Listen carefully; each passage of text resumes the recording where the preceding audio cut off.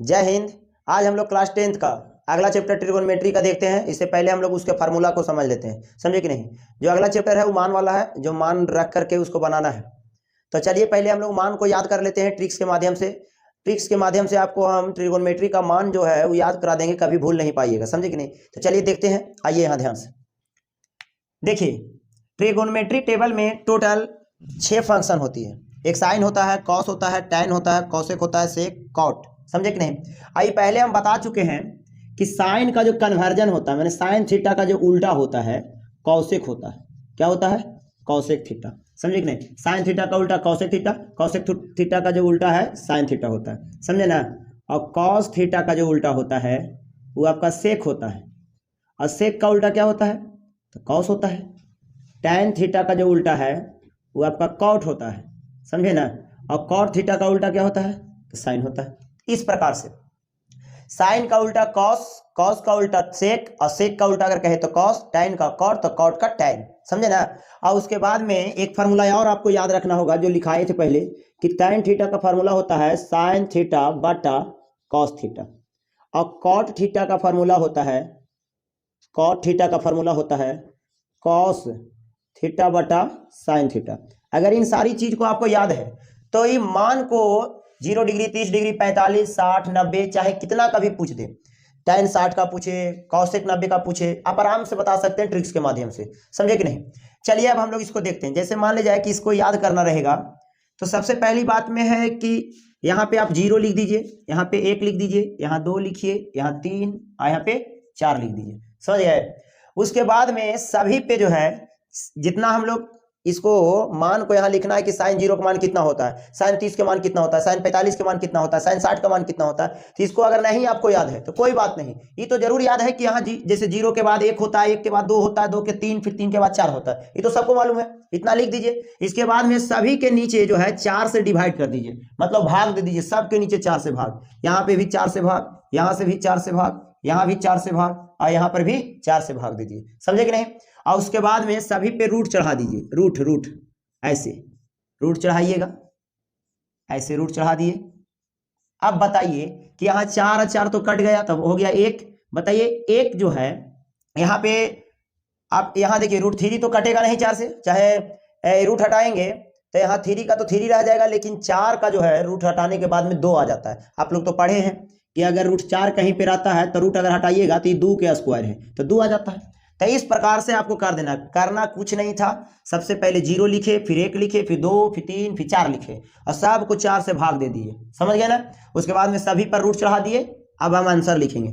4 से जब हम भाग देंगे 0 में, देखिए 4 से, यहाँ ध्यान दीजिएगा जरा, कि अगर हम ऐसे रूट है, 0 है, नीचे 4 है, 4 से भागा अगर हम 0 में देते हैं तो 0 आ जाएगा, और 0 अगर रूट में हो तो आंसर क्या आता है? 0। तो इससे हम लोग को पता चल गया कि साइन 0 के मान क्या होता है? 0 होता है।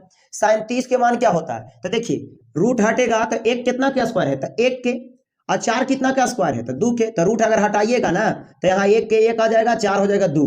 अब यहाँ पर देखिए, अगर यहाँ देखा जाए तो ऐसे काटिएगा, देखिए 2 दूनी 4, कट गया ना। अब यहाँ पर ही रूट में है, ऊपर में कुछ नहीं है तो 1 है, तो 1 का स्क्वायर अगर देखा जाए कि 1 कितना के स्क्वायर है, तो 1 के, लेकिन ये 2 तो किसी का स्क्वायर नहीं है, तो इस पर रूट रह जाएगा ऐसे ही, समझ रहे बात को ना। यहाँ देखिए 60, यहाँ पे साइन 60 का मान देखिए, तो रूट 3 किसी का स्क्वायर है तो नहीं, तो वो सही लिख जाएगा। और 4 तो स्क्वायर है भाई 2 का, तो 2 लिखा जाएगा नीचे, समझे ना। और उसके बाद में यहाँ देखिए 1 है, और 1 कितना का स्क्वायर है? तो 1 का, तो यहाँ पे 1 आ गया। मेन प्रॉब्लम इसी को याद करने के लिए है। अगर आपको साइन याद हो गया तो सारा समझिए कि जितना मान है सब याद हो जाएगा। देखिए फिर से एक बार देख लेते हैं हम लोग, इसको अभी मिटा दे रहे हैं, पूरा क्लियर हम लोग को हो जाना चाहिए। देखिए अगर मान याद रखना है, मान अगर मान लीजिए आप भूल गए हैं, एक भी मान आपको याद नहीं है, या तो मान रटना पड़ रहा है, तो कोई रटने की जरूरत नहीं है, सिर्फ ट्रिक से याद रखिए कि हमको यहाँ 0 लिखना है, यहाँ 1 लिखना है, यहाँ 2 लिखना है, यहाँ 3 लिखना है, यहाँ 4 लिखना है, ठीक है। और सब में 4 से भागा दे देना है, 4 से यहाँ भागा दे दीजिए, 4 से यहाँ भागा दे दीजिए, 4 से यहाँ भागा दे दीजिए, 4 से यहाँ भागा दे दीजिए, और 4 से यहाँ भागा दे दीजिए। अब ऐसे काट दीजिए ऐसे, तो यहाँ 1 आ गया, ये तो कट भी नहीं करेगा, यहाँ कट जाएगा, जो कटने लायक है कट जाएगा, तो 1/2 आ गया ऐसे। यहाँ जो कटवे नहीं करेगा यहाँ नहीं कटेगा, जो नहीं कटेगा और उसी छोड़ दीजिए, जो कटता है और काट दीजिए। उसके बाद में सभी पर ऐसे रूट चढ़ा दीजिए, सब पर ऐसे रूट चढ़ाइए, यहाँ जो आया इस पर रूट, इसको पर भी ऐसे रूट, और यहाँ पर भी ऐसे रूट। अब बताइए कि 4 से जब भाग 0 में देंगे तो कितना आएगा, तो 0, और 0 कितना का स्क्वायर है, तो 0 का, तो साइन 0 का मान कितना होगा, 0। अच्छा साइन 30 का मान बताइए, तो रूट यहाँ पर रूट 1 है, तो 1 कितना का स्क्वायर होता है, तो 1 का, और 4 कितना का स्क्वायर होता है, तो 2 का, तो रूट हटाइएगा तो स्क्वायर निकलेगा ना जी, स्क्वायर रूट, तो यहाँ 2 आया। और यहाँ पर देखिए ये तो 1 है जो 1 का स्क्वायर, तो ये तो निकल जाएगा रूट, लेकिन ये 2 किसी का स्क्वायर नहीं तो उतना ही रह जाएगा। यहाँ पे 3 किसी का स्क्वायर नहीं है तो रूठे में रह जाएगा, और 4 तो 2 का स्क्वायर है तो निकल जाएगा ऐसे रूट। उसके बाद में 1 कितना का स्क्वायर है, तो 1 का, तो यहाँ 1 आ गया। इस प्रकार से हमको साइन का पूरा जो है मान याद हो चुका है कि साइन 0 का मान होता है 0, साइन 30 का मान 1/2, और साइन 45 के मान 1/√2, और साइन 60 के मान √3/2, और 90 के मान 1 होता है, समझे। अब यहाँ पर दूसरा कॉस वाला को लिखना है, तो कॉस वाला के लिए ट्रिक्स क्या है, तो कॉस का जो ट्रिक्स है ना साइन वाला है।